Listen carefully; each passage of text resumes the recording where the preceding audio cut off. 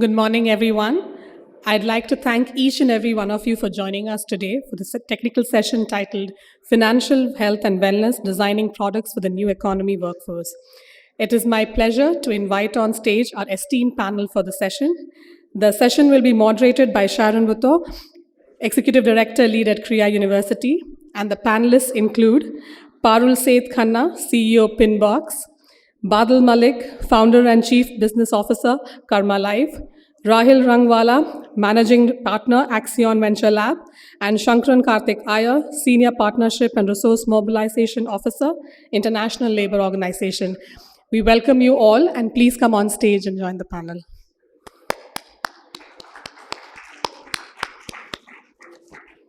Thank you for all the introductions, and good morning, everybody.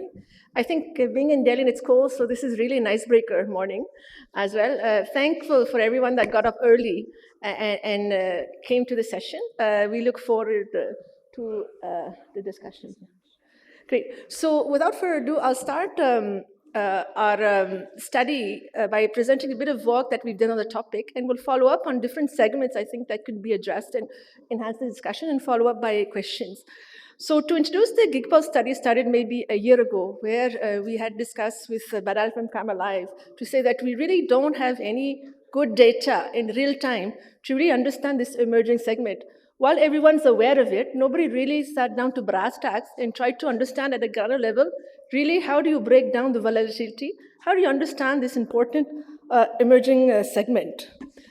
So I think everybody probably knows in the crowd probably the critical importance of this segment. I think there was one of the key studies from MSCI BCG that mentioned, the potential over years to add up to India's GDP as well as the magnitude of it. There's also this Niti Aayog was a little bit later to showcase as well similar figures, but a bit larger. Given that this is a fast-growing segment and it is vast, it is heterogeneous, we thought of bringing people together and to understand really what's at the crux of it and understand their financial lives of it. There's also the excitement coming on when you add technology to the forefront, which is one of the exciting dimensions that we've not seen before, because contract work and daily work existed for a long time in India.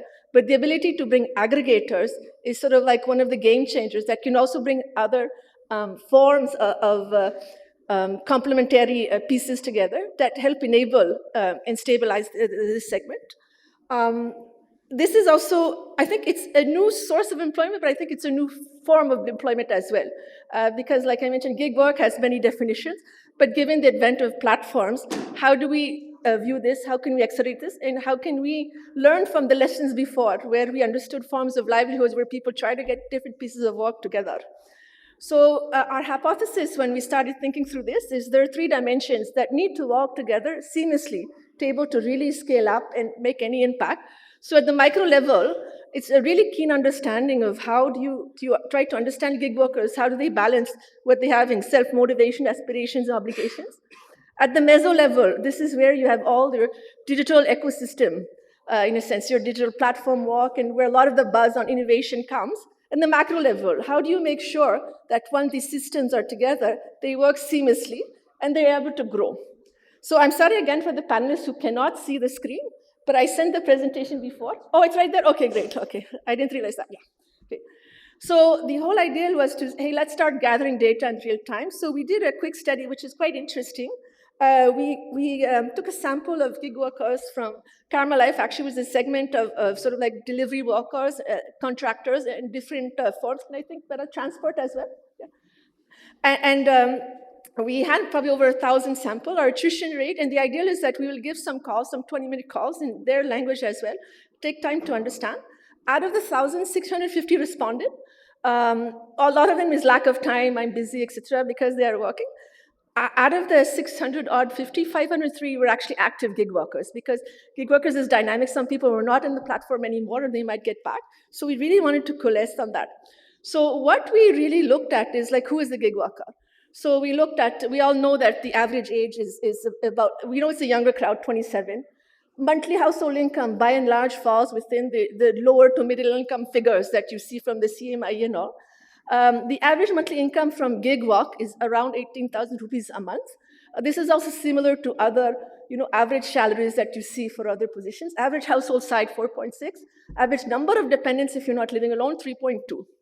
Other than that, we also started to understand a little bit of sort of like their obligations, what is their lives and things like that. So we looked at, I cannot see too much.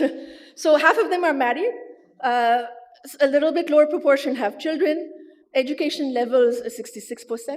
What's quite important is primary earners and solo earners. So almost a third, a little bit more than a third are primary earners. So they have to, a significant portion of salary goes to helping a household, a family.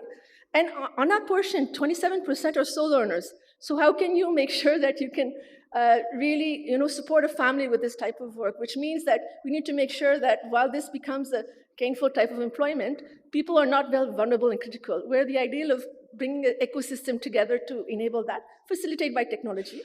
14% hold a secondary job. A lot of 62% own their house. And about 27% are migrants who came from tier cities. So what we thought as well, one of our assumptions is, like anything you want to do, what aspires you, what motivates you? So one of the key questions we asked people, and this was multi-choice, is obviously people want to earn regular income. What people are after, regardless in their life or their side, people want stable income that they can predict and things like that. They also want to make sure that they also want resilience mechanisms. So in lack of savings or something like that, they want a mechanism where they can actually supplement their income when need. That's one reason.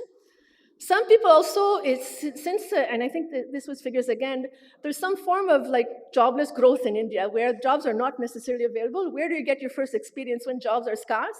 And then everybody's going after the same thing. So if you're a young person and want to get into the workforce, some people also are very vulnerable. I cannot find anything else. It's not my choice, but I have to do it.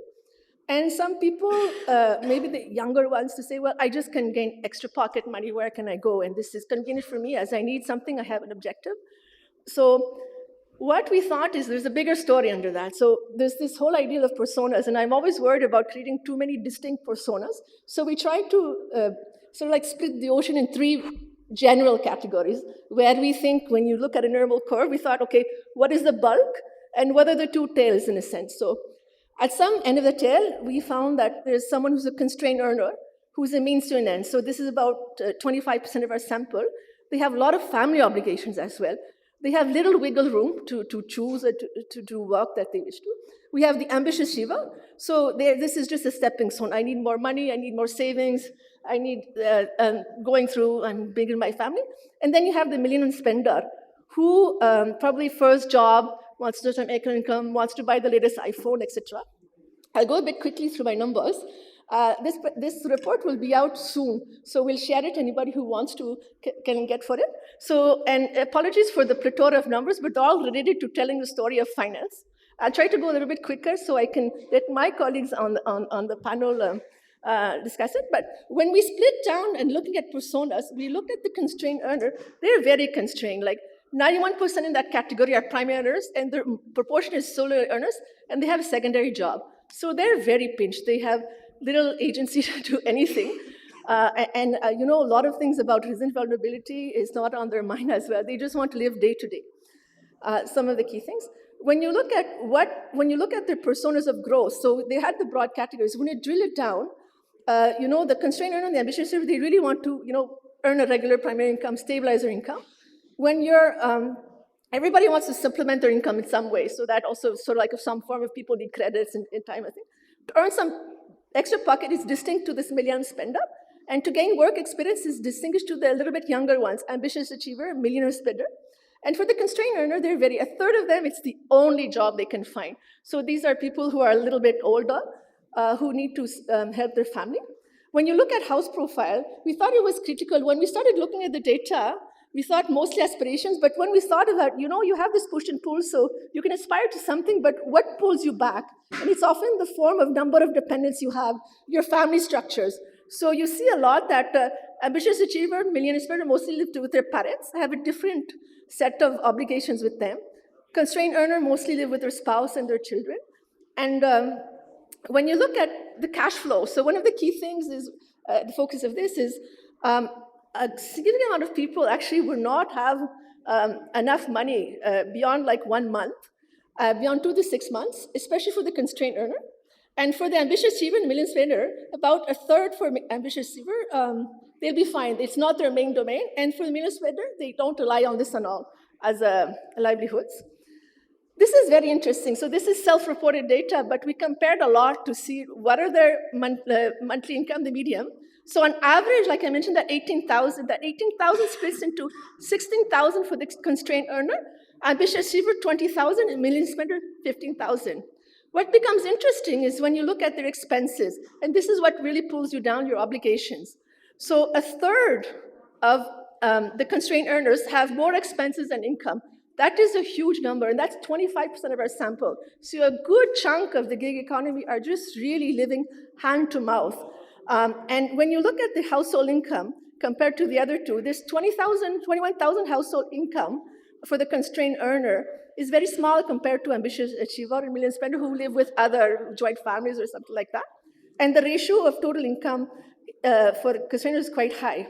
I'll go quickly through other. This is just so I'm an economist, so I love putting log of incomes and things like that. But this to show that when you look at patterns, the first pattern, you see that there's very little wiggle room for people when you look at the income versus the expenses, and that detaches. So when you see the two colors detaches, you're much better off. When you see them in superposed, you are really not in a good shape.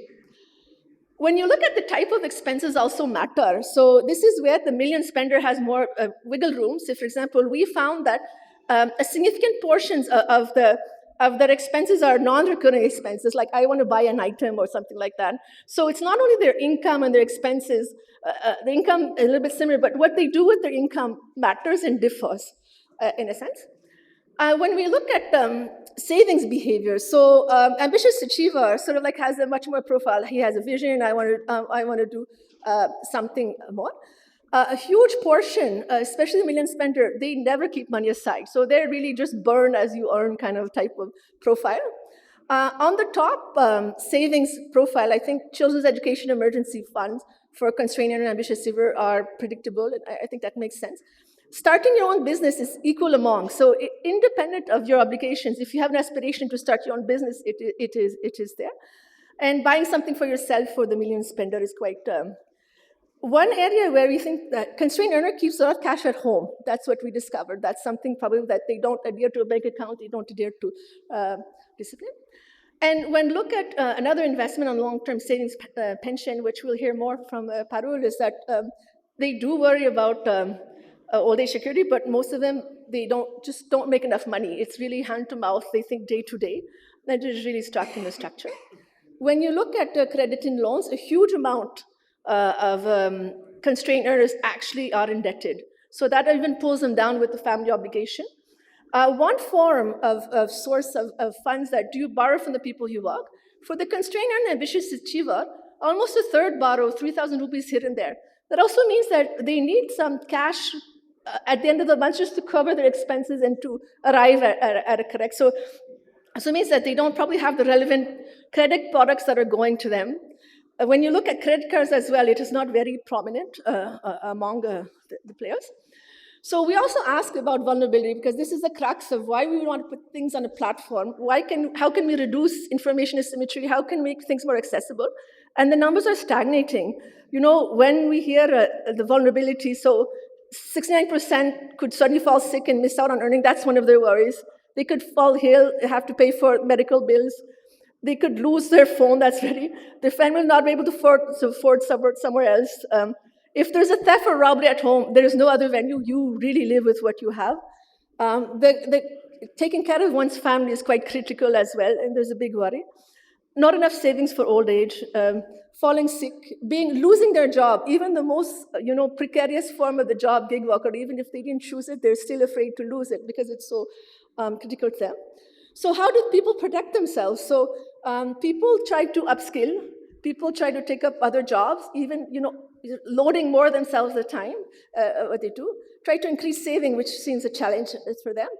It seems like working more, and a small portion taking out insurance against that. So when we look at if the understanding of the benefits in the insurance you have, it's not very clear. So there's almost a quarter that don't even realize what benefits they're entitled to. So there's some awareness for there. And the rest who have those, they know the general ones, like accident insurance, probably critical for gig workers who have their mobile. And only 26.8% have invested in some personal form insurance product. Most of them, they mentioned they cannot afford. They don't. Some say don't need it, not aware, etc. I'll go very quickly to the panelists because that's the duty of this session today. So there's three broad questions where I'd love to address. And probably this topic is very wide on the gig economy, so I'm sure it could last a day.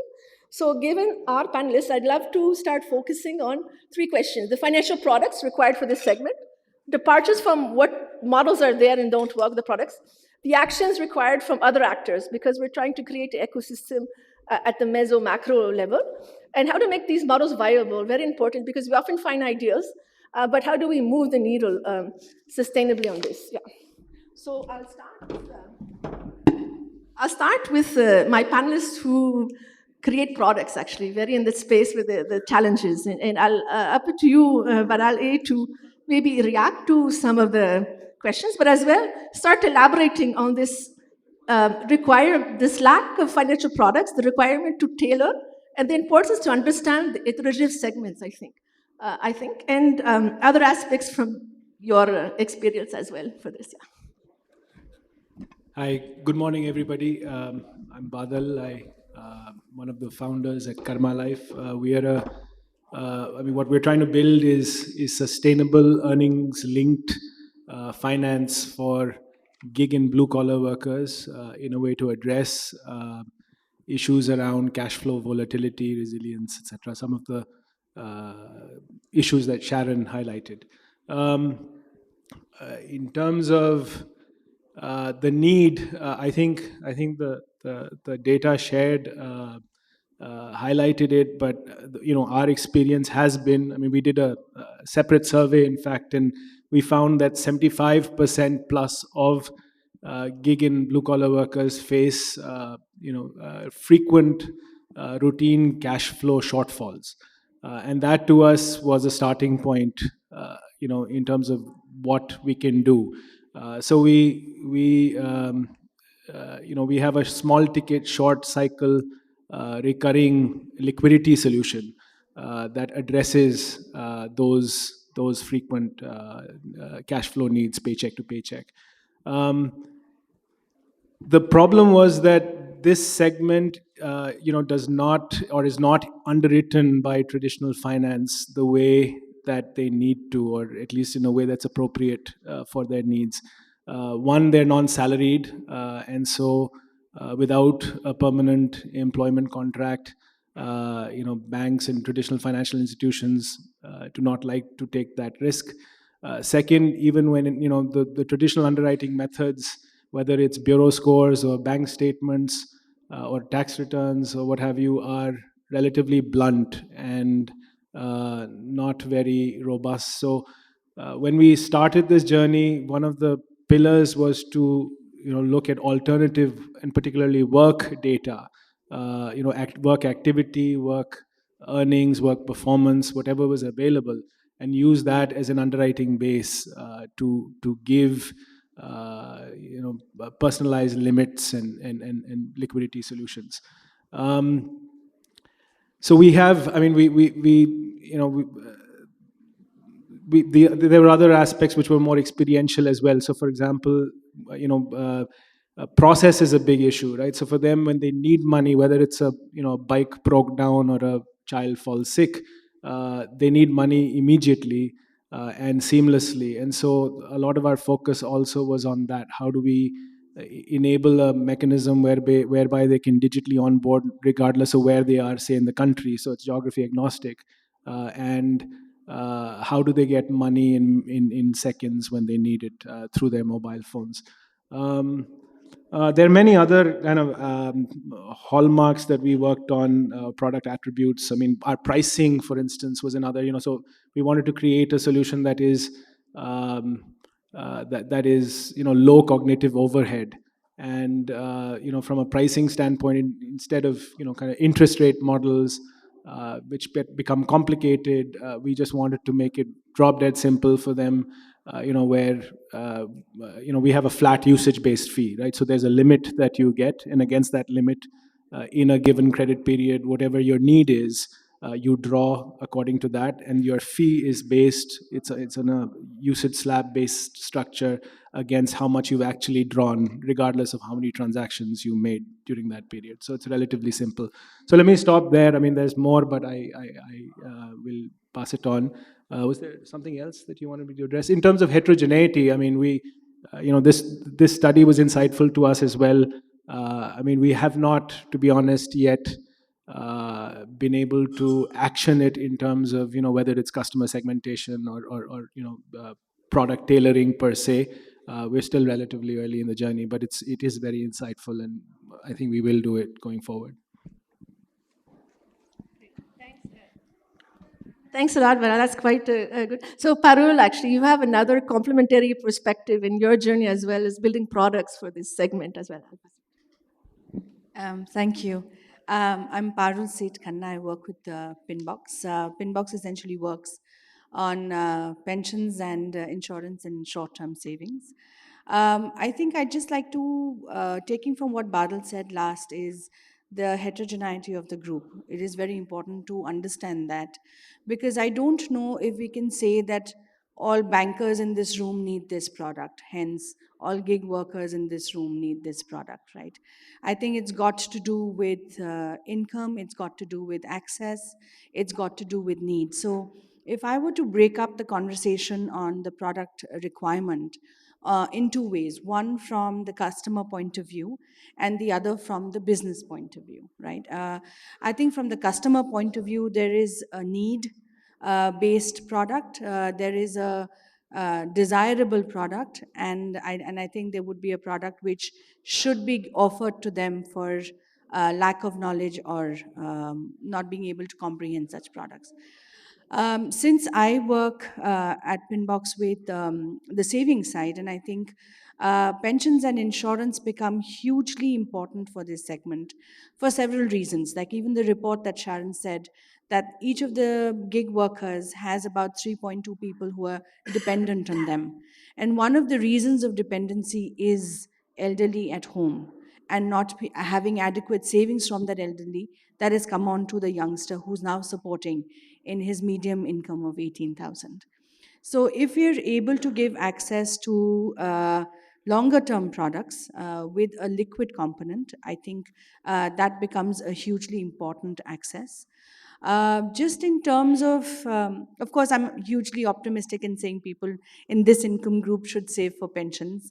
It is the hardest product to sell, but they cannot reach there unless their interim needs are taken care of, unless they don't have adequate insurance, like you mentioned, on accident or health or whatever, and have reliable products on the shorter term, whether they're mutual funds. And I think every Uber driver sitting in the car is listening to all of us talking about the markets. So he's aspirational. He's got a digital tool in his hand. He's scrolling up and down his phone in a preferred language while he's waiting for a parcel to be delivered. So this can also be one of the aspects that is given to them. The other thing that I just wanted to also mention is, how do you give access to them for financial services is also got to do in alignment with their income. So the report that was just shared said, only about 2% of the people were thinking of getting pensions. The reason, I think one of the things is also that if we ask them to put in 500 rupees, 1,000 rupees a month, it is not possible for them to take out that money in one go. But every time that I sit in an Uber and I speak to that person on what you're doing, and I say, can you save 500 or 1,000? He says, no, I can't. But I say, can you save 50 rupees a day or 20 rupees a day or 30 rupees a day? The answer is always yes, that we don't even come to know whether 20 and 30 went away. So I think it is possible giving them the right kind of access. In terms of businesses for the products to work as well, I think the middle business is very important for this gig worker. Because of the access that can be given in an aggregated form through technology, keeping costs down. To your point, Badal, becomes very important. And also these financial services then also hit the bottom line of these businesses, giving them income and hence being able to service this gig economy workforce, which is highly portable in nature. I won't take more of my time, but when we get to the distribution, I think there's more that we could pull on to. Thanks a lot, Parul. This is very interesting. Now I'll pass the micro. Actually, Rahul, I'll keep you last because I think you will sort of like wrap it up with the investment. But I'd love to hear from Kartik side, from the employment side. We all know that the social security often does not include things like financial inclusion and things like that awareness. I'd also to tap into sort of like this segmentation. This is like the bottom-up approach that you had articulated before. Love to hear your insights on that. Sure. Thank you, Sharon. I'm Kartik Iyer. I work with International Labour Organization, and our mandate is the promotion of decent work agenda across the globe and social justice. So, while taking cue from there, what I would rather present my views would be centered around those topics. So, thank you so much, Sharon, for such an insightful presentation and the data which you have expressed quite good in your presentation. But my primary question is that we talk about people in the gig and platform economy who are connected through digital means for their work, for their remuneration, but then are they really getting covered in financial services, or do they have access to the finance in true sense? Is it only about covering them and having a nominal coverage instead of having effective coverage wherein they access the finance, they access the benefits which are being provided to them at a grassroots level? So that is a question. So, for instance, when we talk about coverage, we talk about bank accounts, we talk about products, we talk about intermediaries across. But then the fact remains that when somebody has a contingency at home, say medical contingency, and requires money to cater to that contingency, he or she would certainly go to, if he or she does not have access to the finance in real sense, in effective sense, then the person would certainly go to a local lender and would land up taking loan at a rate of say 5, 7 or 10% per month. So that's the reality at a grassroots level. So, how do we really cater to these people? How do we build the knowledge effectively? How do we reach out to them? And that's where I feel that the entire ecosystem requires to come together, right from policy makers to the touch points, including all the bankers or microfinance institutions or the employers who are employing them, as well as the representation from these workers at a grassroots level is quite vital, and bringing them onto a common platform and discussing the issues and identifying the roadblocks or bottlenecks to resolve is something which is vital and which needs to be looked into. That's one.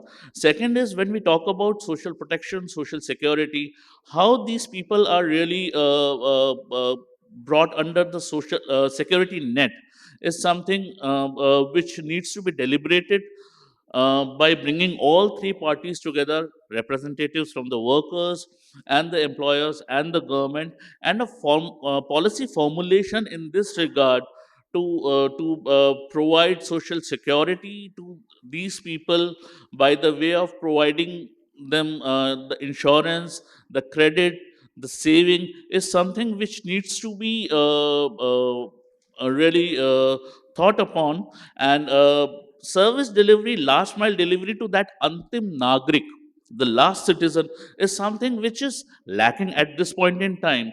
We may discuss, deliberate on things sitting in AC rooms, but the fact at the ground level is quite different. And that's where we need to see as to how can we encourage these social dialogues across the spectrum, and see as to how can we effectively deliver these services to the bottom of the pyramid. Thank you. Thanks a lot, Kartik. That's very interesting. Srael, you'll have to wrap it up. I think you're in a very interesting position that you listen to all this ecosystem and you're in the position to say, what will I invest in?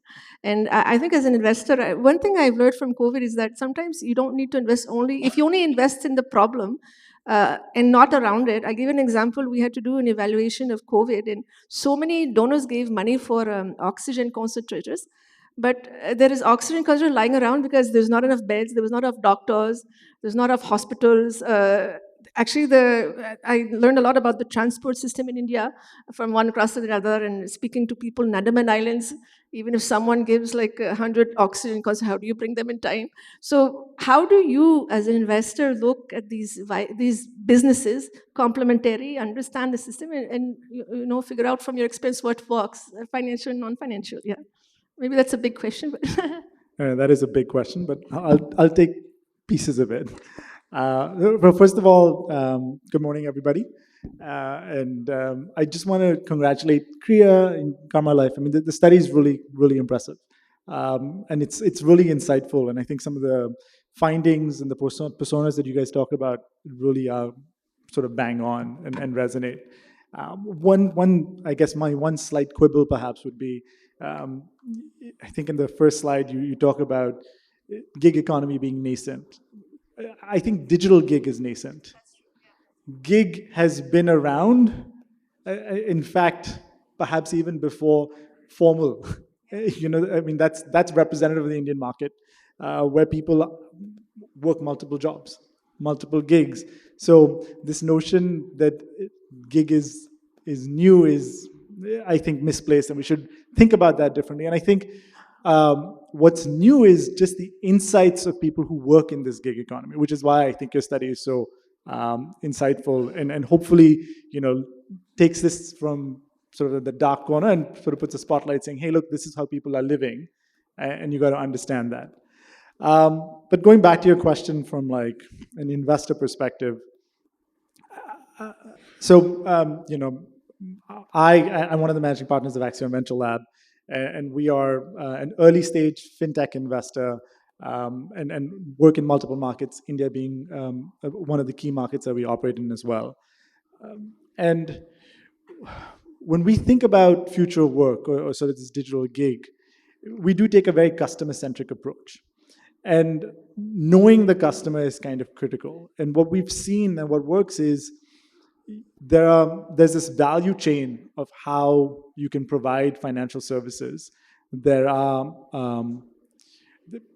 components of the design of the product, and then there's a regulated component of who actually provides the financial services, and then there's this digital aggregator of these digital communities that are gig workers. And having these three work seamlessly is critical in delivering this service. What we've typically found is that the ones who are directly interacting with the customer or the gig worker understand that customer the best. They understand their hot state, their cold state, when to hit them with what piece of information, when should it be seamless for them to engage and interact when you're thinking about putting a service in front of them. It doesn't have to be only a financial service, but since we're talking about financial services, I'll focus on that. And the most seamless is where they don't even think about it as a financial service, where it's just part of the way they operate. And this is just how business is done. I mean, when I think about my own experience, if I had to think about putting money aside for my pension fund every month for my paycheck, I probably wouldn't do it. I sort of check that box with HR, whenever I'm onboarded or once a year or whatever, and it's kind of done. I think that's sort of this embedded approach and that seamless approach for this customer that should also work. And I think if you get all parts of that value chain working seamlessly, from the design of the product to the regulated entity as well as the digital aggregator, who kind of can communicate that this is the best way from a user experience, from a design experience, and also from a follow-up experience, that's kind of when the magic happens.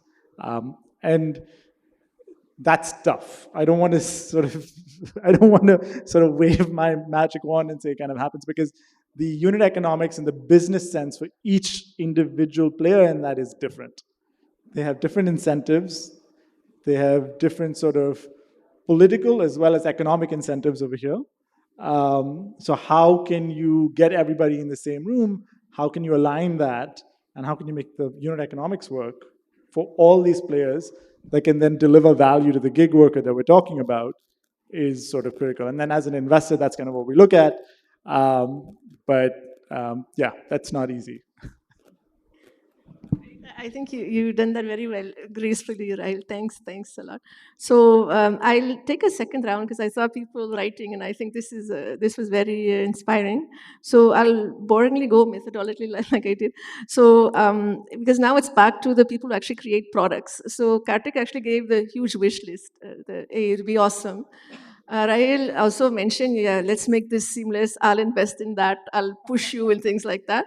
So now the pressure is on saying, hey, how will you create this product? So I'll put it, but I'll like, okay, how will you, given all the comments you made, like the pricing point, reaching out to people, the digital, how do you create these viable business models? How do you aggregate with other players for the seamless experience to offer? And I think you took a lot of notes, so I'll also let you expand on some of the things we were discussing. Yeah, no, thank you. My brain is also thawing.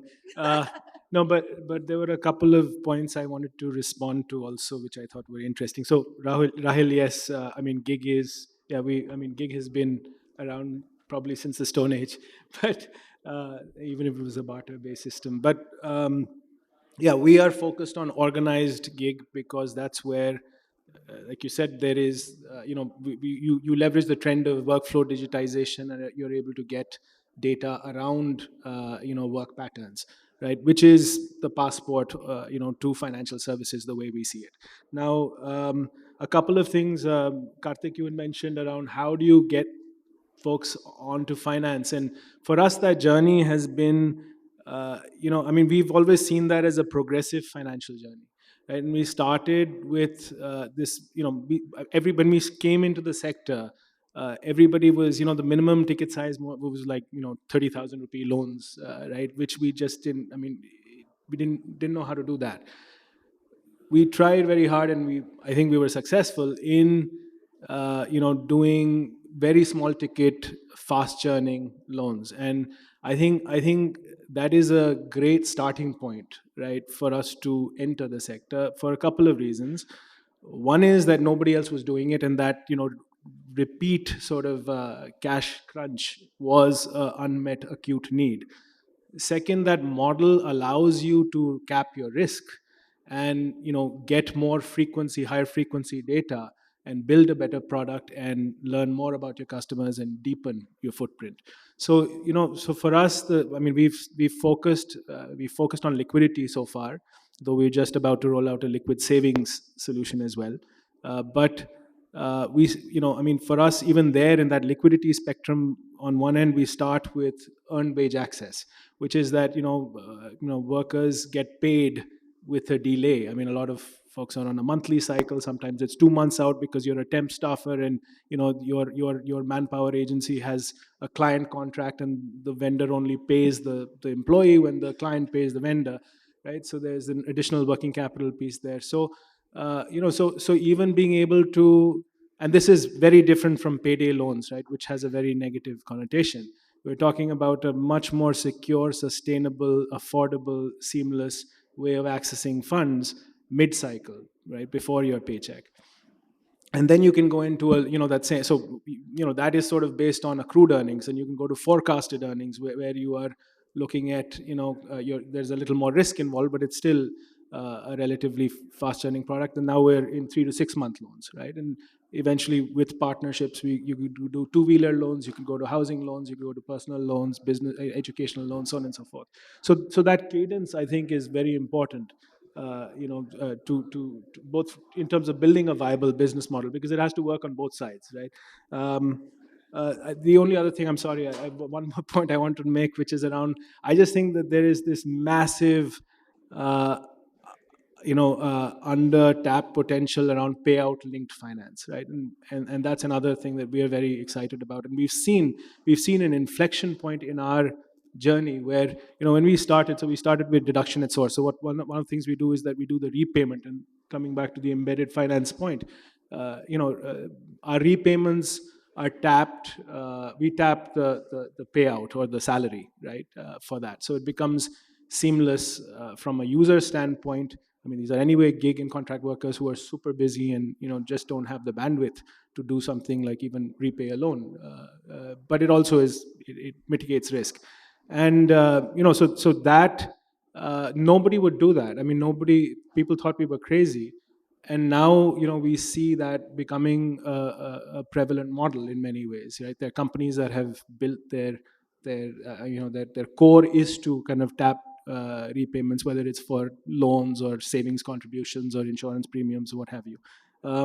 So that whole sort of business model of going B to C was very instrumental for us in many ways. Even through COVID, kept us alive. Um, and it's not just the repayment link; it's also the fact that you get access to work data. It's also the trust, or the trust equation that the employer or the aggregator has with the employee, and the ability to go to them directly. So, yeah, thanks.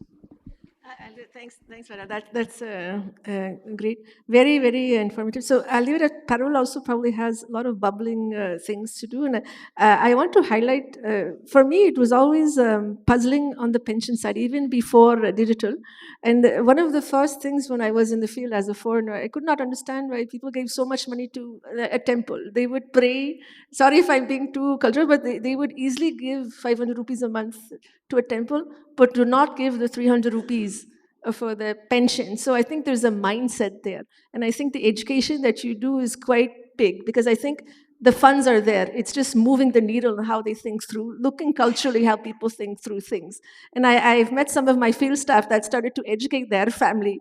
Why do we need such a big flower thing for the wedding? Let's get the 1,000 rupee one, not the three. So people are starting to think, but it's a journey on that. And I'd love to hear your insights on reactions to what Rahil and Kartik also mentioned as well. And Balal as well, thanks. Thank you so much. I think you're absolutely right on the mindset part of people reacting to pensions. I think there have been a few examples here, if I can give you. We had rolled out a program in Rwanda, in Africa, purely on pensions and insurance. That scheme was launched in 2019. Today, they have 2.3 million people in the scheme. And this has been, large part of that has been through the pandemic that people have been able to save. Uh, Two things happen in that. One was it was clubbed with an incentive and a funeral insurance, or what they call the last rights or last respect kind of a cover that was given to them. Now, culturally, for Africa, funeral expenses are huge. So much so that the community comes together to provide the last journey. So when that was clubbed with it, it came as a larger incentive for that individual to latch on to that scheme.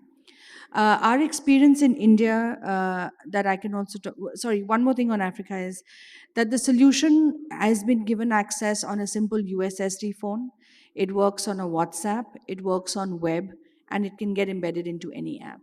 So it doesn't matter where the individual is, or is a gig economy worker, or what they call the border drivers, which is much bigger than the Uber drivers. That is something that has been able to work on. In India, one of the things that we actually work on is important part of what you just touched on is education.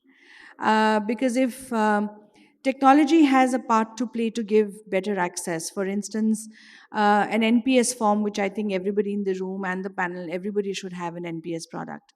And so should the Uber driver and our domestic workers, everybody should have one. But the access of getting that, if you do a paper form, it's like 80 fields, going to take you no less than 45 minutes to fill, right?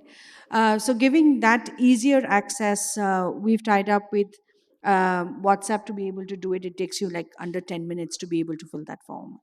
That is one thing that is easily. But why will he buy an NPS will only be if the likes of aggregators or providers like Badal and the other in the thing will give access to them of such products and be able to give them education tools to be able to understand why they need this product. A lot of times, since we're saying a little more politically incorrect things, a lot of times the B2B2C, the B in the middle, is driven by their own ROI, if I may, right? And which is not being able to translate into giving better access to the customer, because the middle business is also deciding whether they want to give them an NPS or a more liquid product, which is based on data that Sharon then says, okay, fine, maybe this is a product that they need to have both the products to go into the product basket. So we've been able to do both in embedding the solution in gig economy workforce, and directly also be able to give access to gig economy or other domestic workers, if I may say so, to be able to come on and take these products and get servicing. But the two most important things, why a customer? So in pensions, relatively speaking, opening the account is easier. It is getting them to put money year after year on a persistent level is more difficult.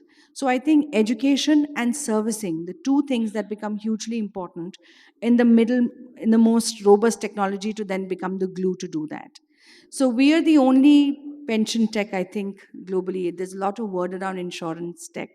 And I would like to bifurcate the two in terms of their DNA as well. I think you'll do that on the last panel, how you make it feasible. But the servicing is very important, that they know how much money they have in the account. They take that money out when they need to, on emergencies or otherwise. How is it that I feel and touch my money and get the same services as Parul as an individual receives from her financial services as everybody in the room does? And I think that kind of access latches on to customers quite well.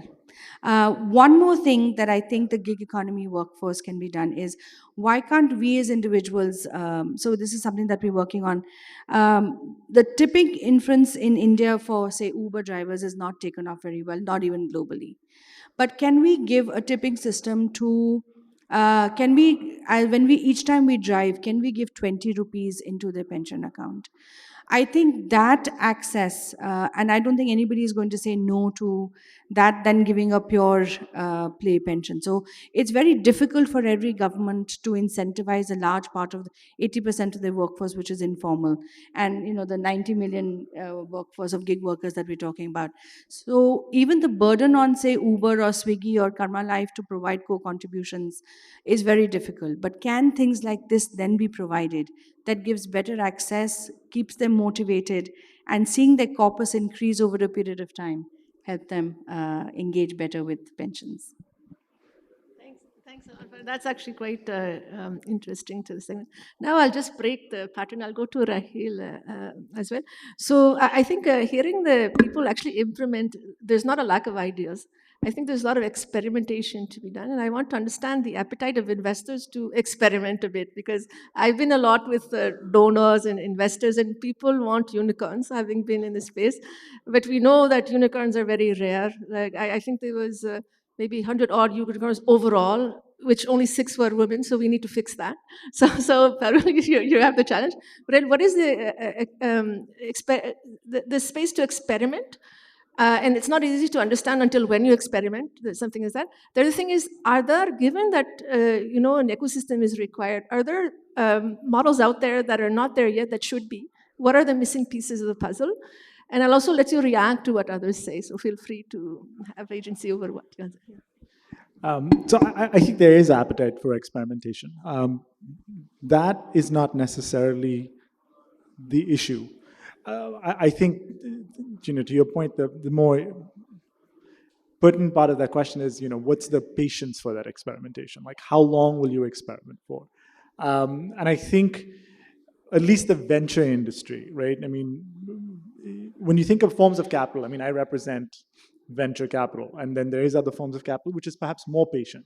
There is grant funding and there's donor capital, which is definitely more patient than what venture capital can provide.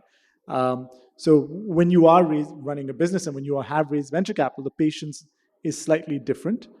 So the experimentation that you see in the venture business is much more iterative. So you're constantly doing iterations, learning, going back, iterating, learning, and then building on top of that. So it's just the nature of experimentation is slightly different. The other part of your question was sort of what is missing. As Parul was talking, I think another component that's missing is the end customer of these gig services.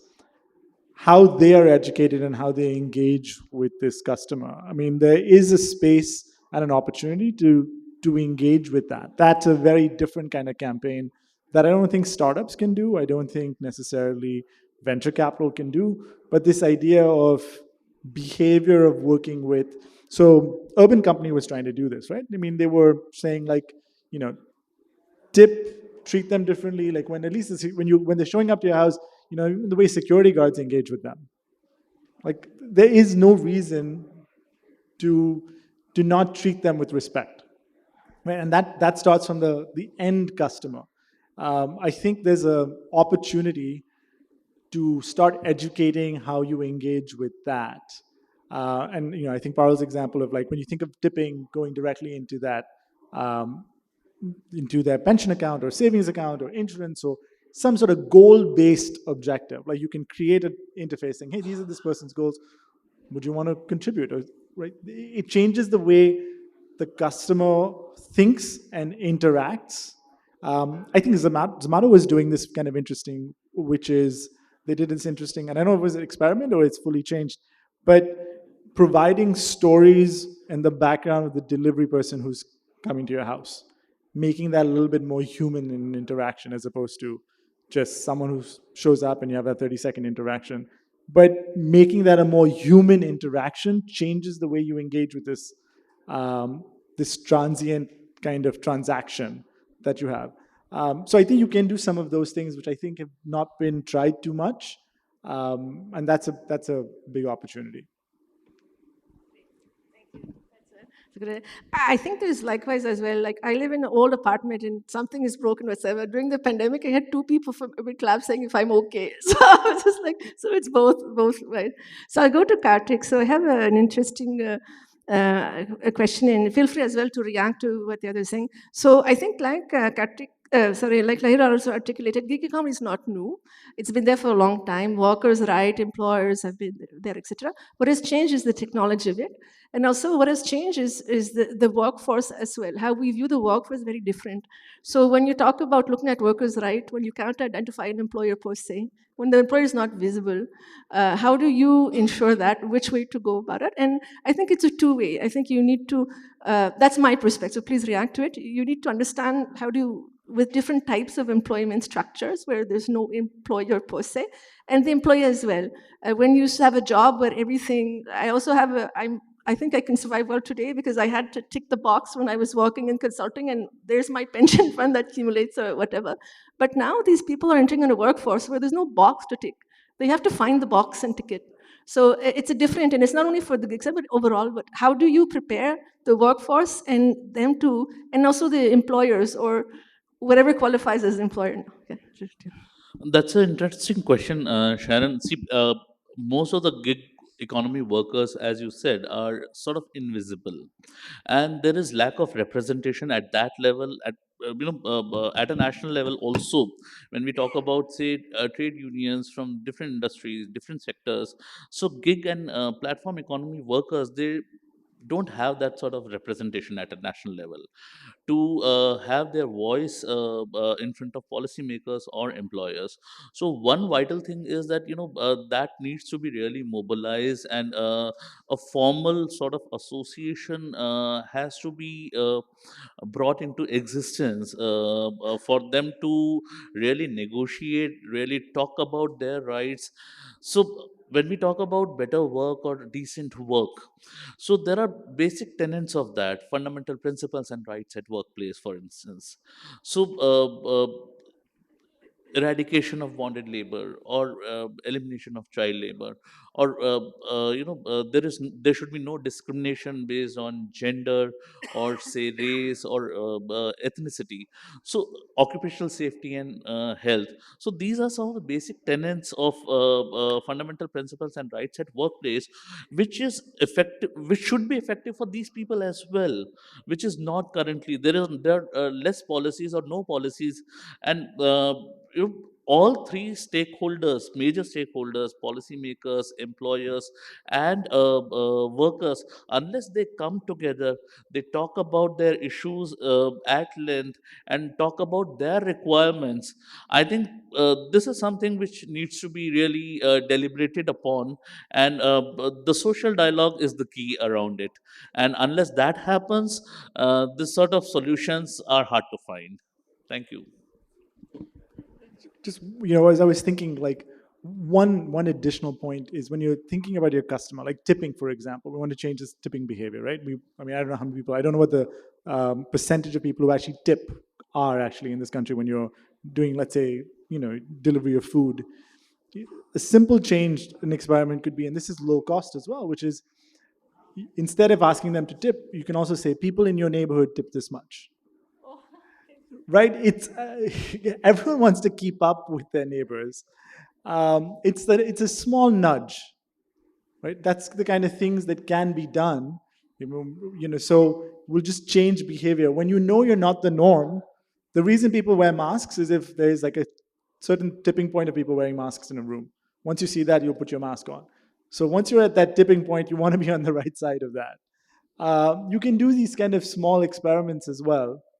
It's the question of like, who's thinking of all of this from an end-to-end perspective? And because it's a disaggregated value chain, sometimes you don't get that.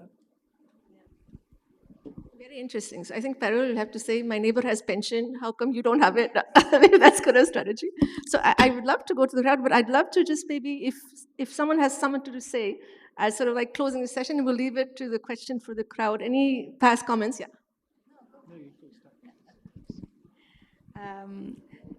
Thanks for that, Rahil. I think that's hugely important. In fact, we do this in a program called Gift a Pension, where Rahil can gift a pension to his domestic help.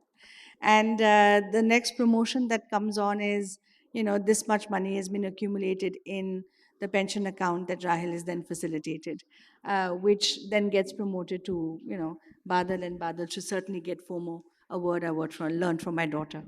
I think there are just a few things I wanted to talk about for gig workforce it has to be somewhat an industry that provides social security protection. So if you ask any of the gig workers, some of the research that we've done as well, and you ask them, do you want pensions insurance? The answer is always yes. Do you think you can get a pension? No, because I don't work for the government, or a school teacher or a government employee gets it. So I think giving access and saying this is something that the gig economy workforce, which even the government has come, sort of laid out policy or rules and regulations around it, which have not been effective so far, is important, because what it also does for the businesses in the middle is create stickiness, because attrition rates are so high in this industry that it makes it very difficult. And one of the reasons why probably the gig workers don't latch on to some products is because if I joined with a Zomato and I moved to a Swiggy, the portability of my account has to be seamless. If it is not like that, then he will never latch on to such products. And technology, and that's what we do at Pinbox, that technology enables that, product design enables that, giving access and services enables that. And I think, and of course, it keeps the cost low and delivery much more effective. So I think these kind of things need to be thought through on how you can actually make it portable, accessible, sustainable for them to first come onto this platform in the first place.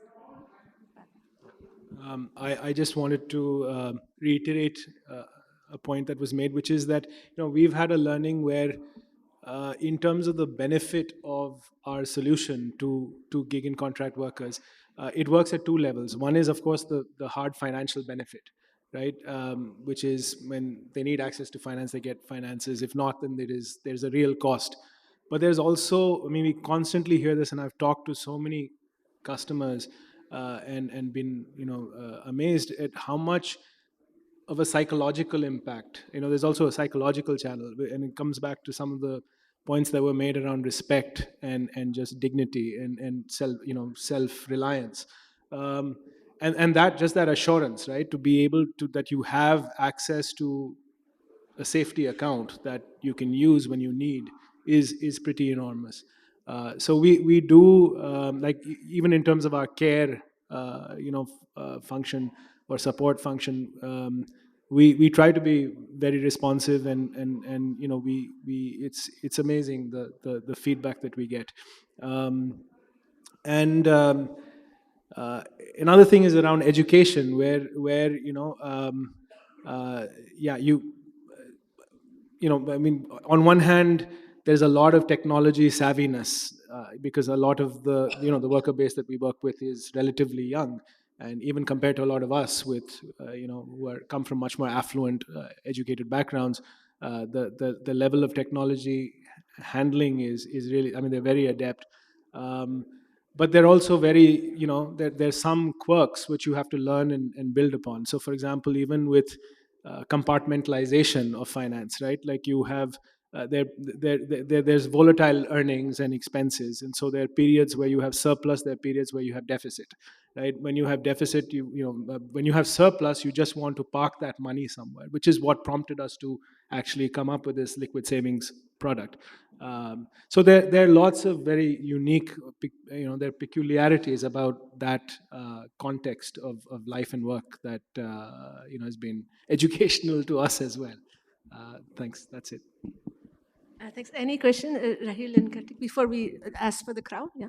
Yeah, I mean, I guess I'm going to apologize in advance to make this as a bit of a somber comment to end with. But going back to the first slide that you had in your presentation, this is, 90 million jobs. It is the trend. This is the future. Future of work is changing, and the way the labor force is engaging with the marketplace is not through formal. It's getting more informal in some sense, but it's digitized, so it's not as informal as it used to be.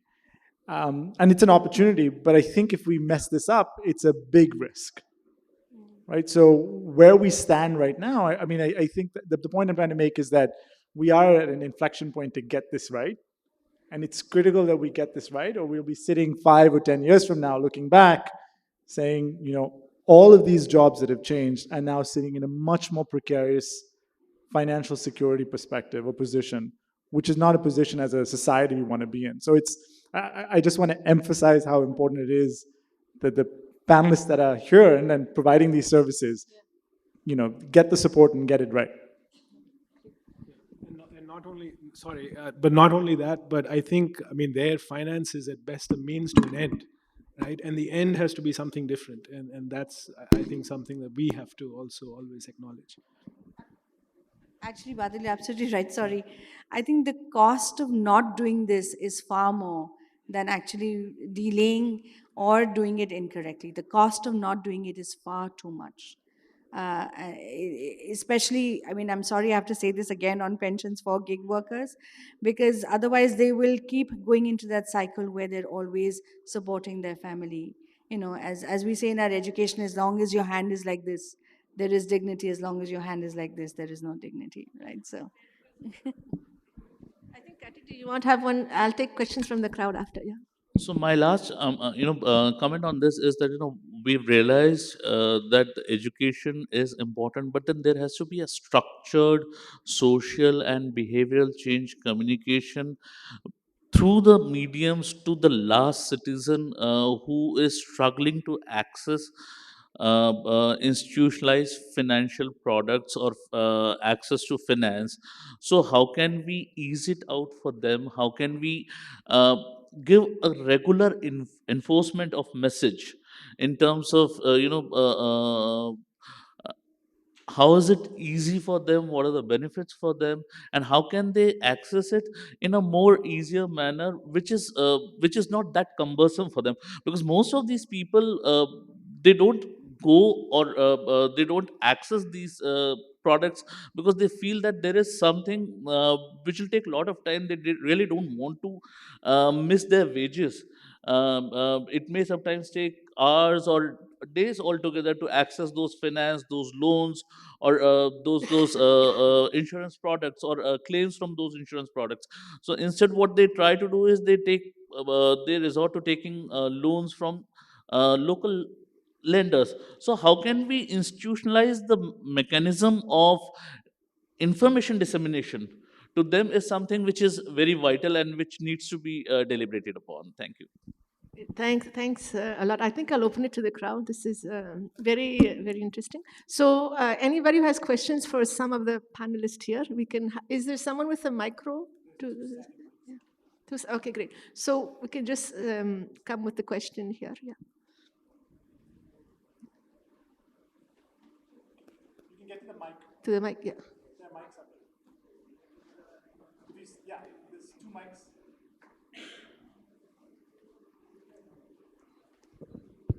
Thank you. I guess firstly, really good panel and very interesting point. So I have two questions, slightly related, but also not as much.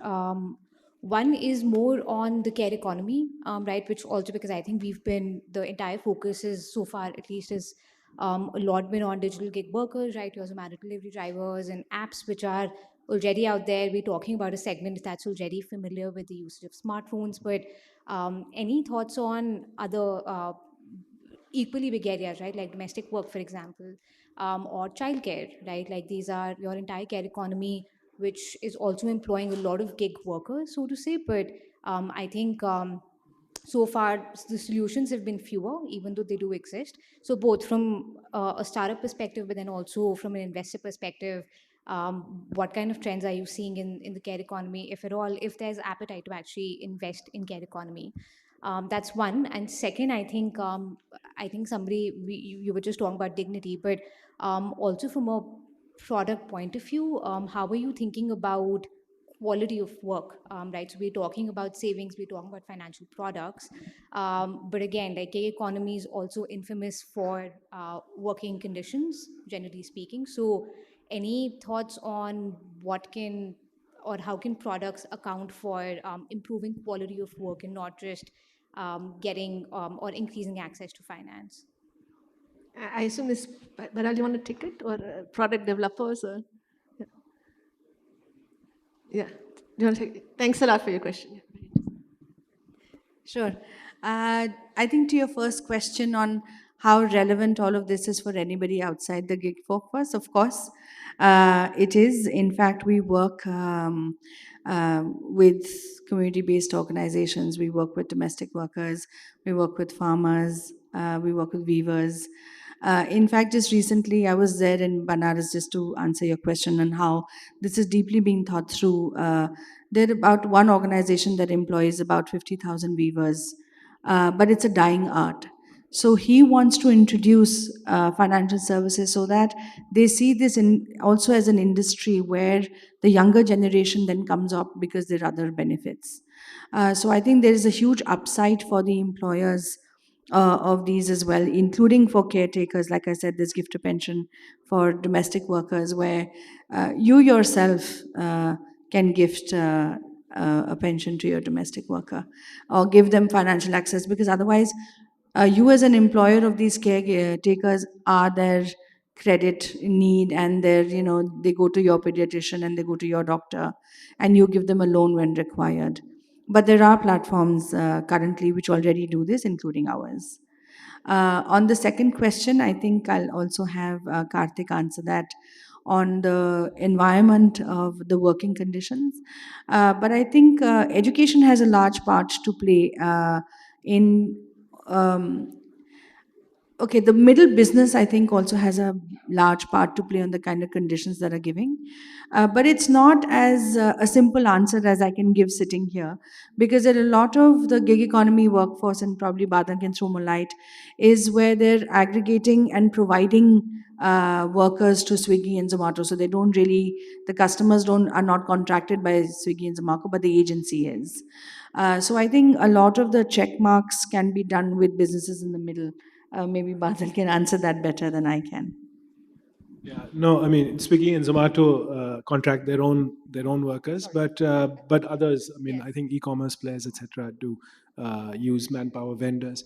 So, unfortunately, we work through a B2B2C channel, which means that we work through employers. For us, I mean, just from a go-to-market standpoint, two aspects that are important. One is fragmentation of workers, and I mean, the informal gig, as well as the segments that you're talking about, while the need is huge, the fragmentation is also large. So for us, that's the next level. We've not reached there yet. The other part is digital trail intensity, which again is, the workflow digitization typically, is more in the organized sector than the unorganized sector. We've toyed with models where, we use, say, the residential employer in that context of care, give us as the sponsor. But again, it's, as a startup with investors and all, you have to be super laser focused, and it takes time.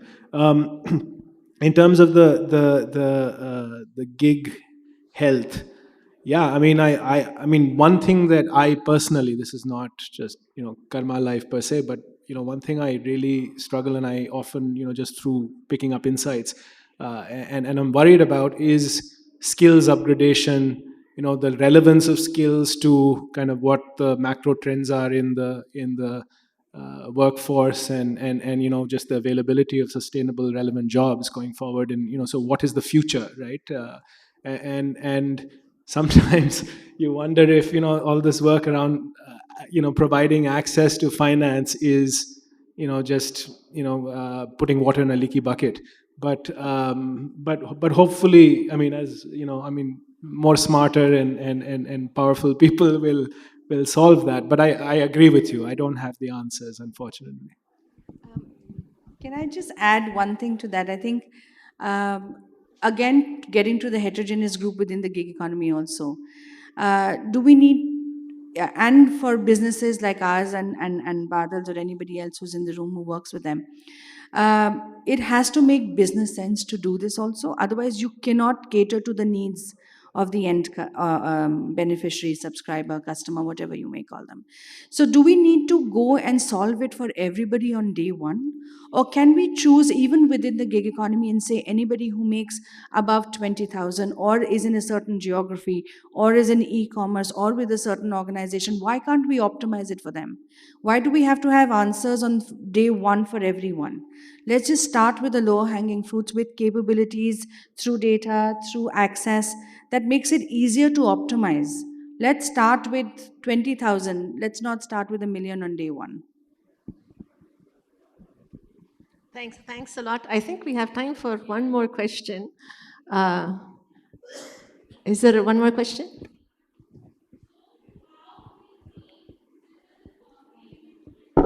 That is okay. I have one question actually.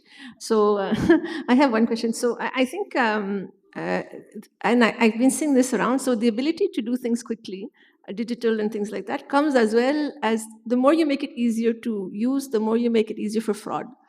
So, and I think what worries me a lot, and this is a subject that I've been talked about this event I was in financial literacy in RLM where they want to digitize everything. This is a little bit of a crowd that there's always this saying that development will go as trust builds. So during the pandemic, people got very used to an app easier to do. You click, you swipe, and that swipe world becomes very dangerous where people are not educated because you can swipe so quickly. So the easier you get for people, also the easier you get. And I think the latest trend is this eKYC, where people take hold of your SIM card with the click, and it looks very credible. They say, I calling from your eKYC, just send a link, and you do not know, but this app allows someone else to take control of your SIM. So how do you educate as responsible people? So this is one thing, because we think we all go digital, but this one thing I think is critical to understand, yeah. I don't know who wants to take that, but that's what something that I notice as a need. So actually, financial products, you can't do that. It is only when you need data out of a mobile phone does it happen. But when you access financial products, your data is not pulled from any app or whatever. So in our experience, we've not done that. You only have regulated agencies or you pulling data from Aadhaar to do eKYC. Of course, there are issues on understanding whether it works or not, but the regulator has been very stringent on taking out KYC for financial products. So anything else I would not be able to comment on or reserve for this. I think when people have one bad experience, even if they have a bad experience, because I know there's this trend at SBI. I know, and I was talking to the general manager of SBI. I said, this is going on. I know people who their parents got cut or their mother-in-law got cut by the click of a button, and they're not aware of this. So even if a bank does that, and it doesn't affect your product, it affects, in a sense, a mentality, in a sense. So I think it's just that parenthesis that I just wanted to counterbalance, like from the digital portion. So I think we're at the end of the session. I thank you very much. It was a great discussion. I hope we can continue after. I think there's a lot of things, synergies as well. And I thank you a lot for the opportunity. And I thank a lot the crowd for coming early morning, cold, but I think the ice has been broken now. Thank you very much. Yeah, thanks. Thank you so much, panelists. As a token of our appreciation, we would like to give you some souvenirs. As you exit the stage, you may collect them. Aap photograph ho jayega.